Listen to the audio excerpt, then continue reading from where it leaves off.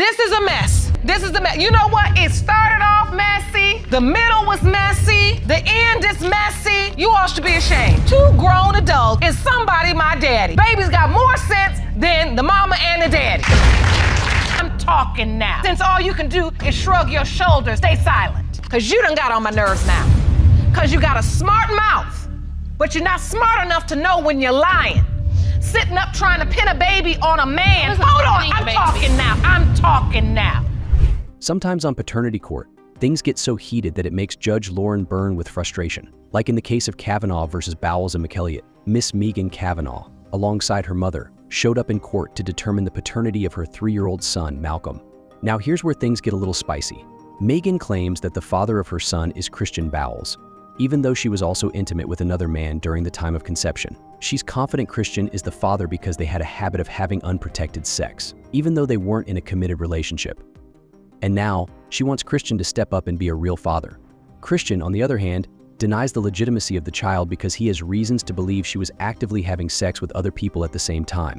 One of those reasons is that he found a used condom in her bathroom during one of his visits, which Megan told him she had used with her ex. Megan immediately denies this claim, insisting it belonged to a friend. The courtroom is buzzing with tension as the accusations fly back and forth. Megan's insistence that the condom belonged to a friend doesn't sit well with Christian, who feels he's been dragged into a mess he didn't sign up for.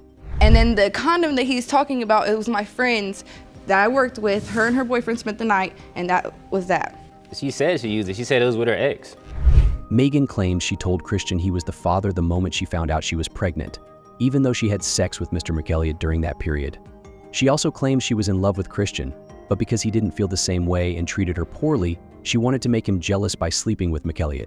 At this point, things still weren't clear, especially as to why Christian keeps denying being the father. So Judge Lauren asked him to clear the air. That's when Christian drops a bombshell, revealing that Megan has a history of lying. He claims that before she actually got pregnant, she had lied about being pregnant to manipulate him. Honestly, you can't blame him for feeling skeptical. So you had a plan to pretend you were pregnant in order to keep him. And then what happened? Well, I took both of the tests, Your Honor, and I went to go eat, and I came back and they were both positive. Wow. After hearing both sides, Judge Lauren finally decides it's time to hear from Mr. McElliott to even things out. Now, McElliott's presence in court only further complicates matters because he seems to be head over heels in love with Megan. He's so smitten that he agreed to take responsibility for her and the child, even though he's well aware the kid is likely not his. She said you agreed to sign the birth certificate.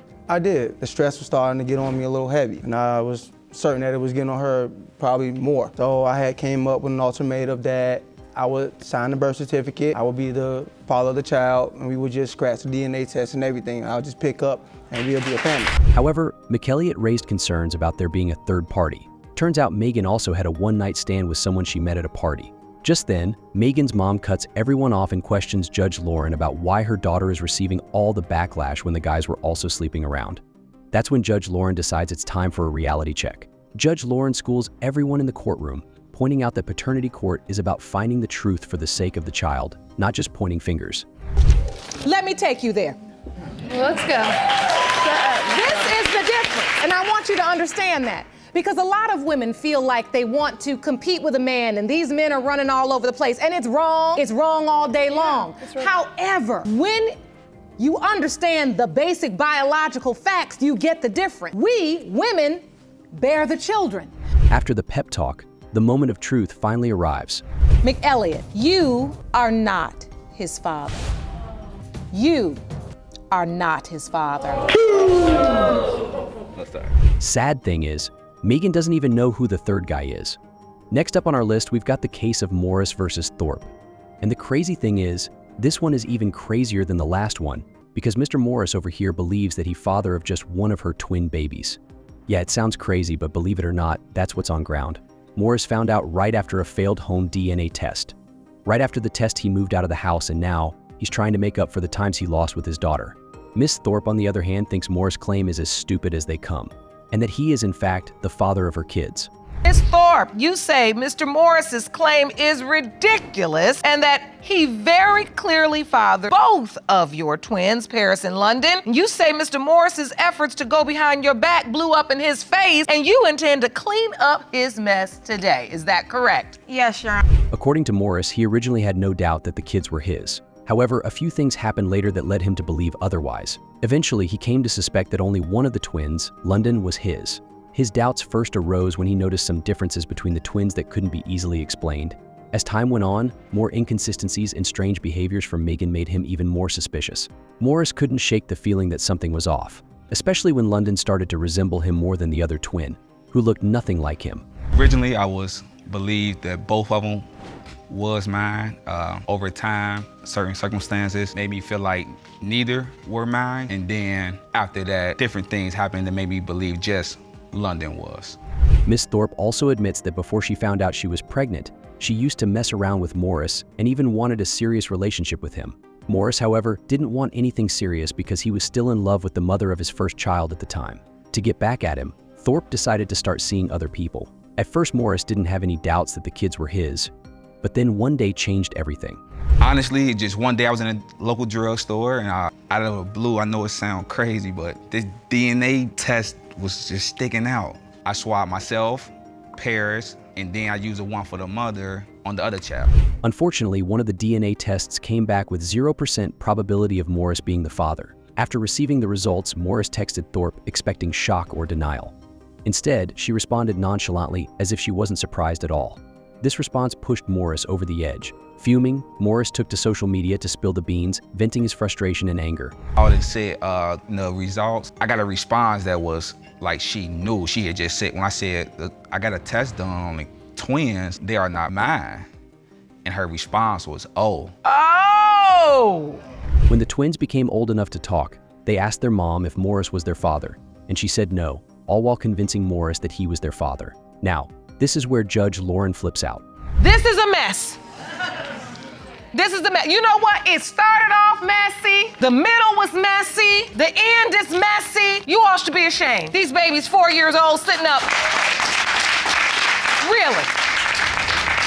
To be 4 years old and have to sit up and ask two grown adults, is somebody my daddy? Babies got more sense than the mama and the daddy. After Judge Lauren's outrage, she finally decides to pull the results. In the end, neither of the twins were his. With the results in hand, it becomes clear that the only other possible father is someone who doesn't even want her or the kids. Now that sucks, big time. She just decided to go with the guy that was there for the kids. But now that the cat is out of the bag, she'll got her reality check. Somewhere inside of you, you knew this was a very real possibility. I can see your reaction. Who is their father? The other guy I was talking to. When I told him I was pregnant, he stopped talking to me. Next up, the courtroom drama intensifies as Morris and Byron face off over a DNA test for 1-month-old Jackson. Miss Morris, caught in a web of her own making, demands the test despite her doubts about Byron's paternity due to a fling with someone else. She's desperate for Byron to be the father to keep their family intact, as they share 2 other children. Meanwhile, Byron has his own suspicions and is bracing for the worst, knowing the stakes are high. The tension is palpable as both sides prepare for the truth to come out, with the future of their family hanging in the balance. Mr. Byram, you say the plaintiff admitted to sleeping with another man, and when the results prove you are not Jackson's father, you plan to leave for good. Yes, I do. Apart from the fact that the child is likely not his, Joshua Byron is furious. Because Miss Morris is a repeat offender, this isn't the first time she's cheated on him, even though she denies it. Since we've been together, this isn't just the first time that she's cheated on me. This is the second time. And I've been nothing but faithful and loving to her since day one. Second time, it happened once. And the worst part is that the guy cheated with was his best friend, whom she hooked up with after a fight with Josh. Catching them red-handed, Josh packed up his things and left the house. Miss Morris, however, tries to validate her actions by saying that she cheated because he was always accusing her of doing just that. Constantly getting accused. He's always constantly telling me I'm cheating. It's been happening for 4 years now. And so what I'm trying to understand is he keeps accusing you, so you just go ahead and validate the accusation? After the whole cheating saga, Josh still decided to move back in and make up with Miss Morris, because for the sake of the kids they had together already, because Josh knew firsthand what it felt like to not have a father figure as a child. I'm trying to make stuff work with her. That's it. My dad dipped out on me, and I'm not dipping out on my kids. While trying to convince Josh that the child is his, she's still in contact with the other guy's family, telling them the exact same thing. Due to the doubts about Jackson being his own, Josh hasn't really been able to properly bond with the child, especially because every time they get into a fight, Miss Morris mocks him about not being Jackson's father. After all the back and forth, Miss Morris finally admits that she wants to be a family again. However, Josh has one condition: the child has to be his. With that, Judge Lauren decides that it's time to check out the results to clear out all the doubts. Mr. Byram, you are the father. Yes. Yes. I'm happy about that. Last on our list is one of the most insane cases you'll ever find on Paternity Court Renfro vs. Toosie. As usual, Judge Lauren reads out the case brief before proceeding. Miss Renfro claims she's 100% certain that Mr. Toosie is the father of her 6-month-old son, Kendall, because her son was born with a medical condition she believes was passed down from him. Mr. Toosie, on the other hand, doesn't believe that the child is his. The tension in the courtroom is at 11 as the judge prepares to uncover the truth behind this contentious paternity battle. Ms. Renfro, you claim you are 100% certain that the defendant is the father of your 6-month-old son, Kendall. Yes, Your Honor. Mr. Toosie, you are certain you are not her child's biological father and say the truth will be revealed today. Is that correct? Yes, Your Honor. According to Miss Renfro, Mr. Toosie has never shown up for the child since he was born and hasn't even seen him. Initially, Renfro and Toosie were friends who met through a mutual friend. Their friendship eventually intensified and led to a sexual relationship. However, the moment she told him she was pregnant, he blocked her on all platforms and ghosted her like she didn't exist. It was sexual, and we talked about being in a relationship, and then when I found out I was pregnant, I took 7 pregnancy tests. You discover you're pregnant? Yes. And at that point, you say Mr. Toosie just backed off? Yeah, there was no contact after that. He ignored my calls, text messages, blocked me. Now, Toosie doesn't think the child is his for a number of reasons. First off, he claims that he saw a couple of fishy text messages on her phone.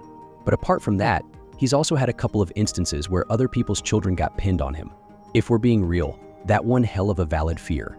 But it also doesn't prove anything. She tried claiming the baby was mine, and she got a DNA test, and it wasn't my baby. But you do understand that despite all of that, it has zero relevance as it relates to this child born to this woman. Miss Renfro also say that about 6 days after her child was born, he had to undergo surgery due to a medical condition that could have been passed down genetically. To this, Toosie says he has no medical condition whatsoever. I had sex with him, I got pregnant, and my son had to have surgery at 6 days old. He had to have part of his intestine removed. So, Your Honor, I don't have any type of medical condition. To top it off, Miss Renfro says Toosie is the only person she was with around that time. Just then, Toosie slams her with an important question. Why let another dude who turns out to be her ex sign the birth certificate if he indeed is the father? Well, her answer was quite simple. The other guy was willing to be there for her son, as opposed to Toosie, who hasn't even seen the child. Judge Lauren goes on to ask Miss Renfro what it's been like raising the child alone so far, and understandably, she gets pretty emotional. I mean, raising a child alone is hard enough, and the child in question has some medical condition, then it gets even harder. She even brought a witness to testify in her favor. But unfortunately for her, things go south real fast. Like he said, she was texting whatever, texting a guy. Well, there was like somebody that she had slept with around time, but it was she was protected. Hold on, don't gloss over that. Don't talk so fast. Sorry. As you can see, no one in the courtroom saw that one coming because just a few seconds ago, Miss Renfro was so confident that she wasn't with any other person. And when the judge asked her why she left that important detail out, she replied that stuff happens with a sassy attitude. This, folks, is where Judge Lauren loses her cool. I'm sorry, what did you say, Ms. Stuff happens. Wait, hold on. Hold on, Miss Renfro. Come on out, you're getting a whole nother little attitude now. I want to see it. What planet do you live on where condoms are 100% effective? Well, when it's like I have a lot of people that need to move there. Despite being caught red-handed, Miss Renfro continues to lie through her teeth. So Judge Lauren invites a doctor to the courtroom to find out if the disease is really passed down genetically. The doctor confirms that while it can, the disease can also develop outside of genetics. It can. Can it be inherited? So the answer is yes, but it's not inherited in a typical pattern. But also, it could be a new gene defect in that particular child that was not passed down from either parent. Oh, so the disease can also develop with absolutely no connection. With that, it's finally time for the moment of truth. It has been determined by this court. Mr. Toosie, you are not the father. Yes! Oops. Told you! After finding out that Toosie isn't her child's father, Miss Renfro's attitude only multiplies, and as you would expect, Judge Lauren wasn't about to choke on it. If he wasn't the father, then yes, ma'am, I know. Hold on, no. You asked, I answered. Look, little smart mouth. No, hold on, because you done got on my nerves now. Because you got a smart mouth, but you're not smart enough to know when you're lying. Sitting up trying to pin a baby on a man. Hold on, I'm talking now. Since all you can do is shrug your shoulders, stay silent.